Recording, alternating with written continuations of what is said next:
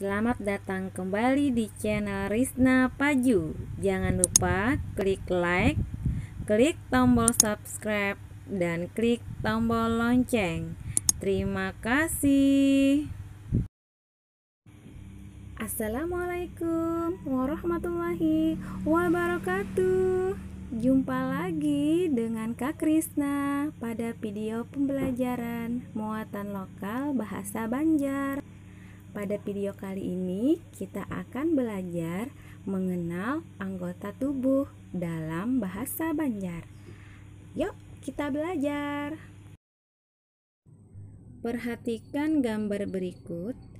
Kali ini kita akan mengenal bagian anggota tubuh dalam bahasa Banjar, di mana ada beberapa perbedaan sebutan antara bahasa Indonesia dengan bahasa Banjar.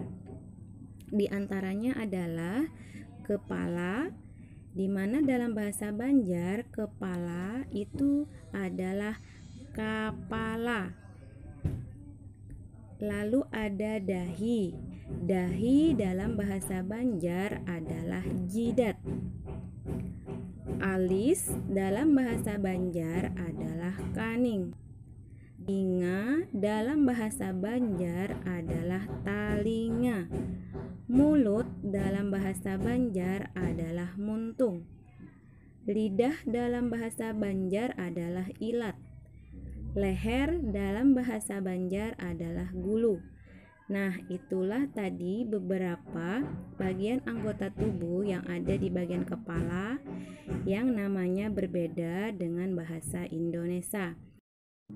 Sekarang perhatikan gambar anggota tubuh bagian badan atau dalam bahasa Banjar bagian awak, di mana juga terdapat beberapa perbedaan nama antara bahasa Indonesia dengan bahasa Banjar, yaitu ada badan, di mana dalam bahasa Banjar badan adalah awak.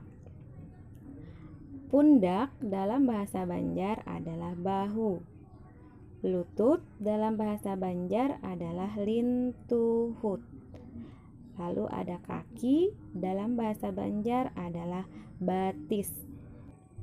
Nah, itulah tadi beberapa nama-nama anggota tubuh yang berbeda nama antara bahasa Indonesia dengan bahasa Banjar.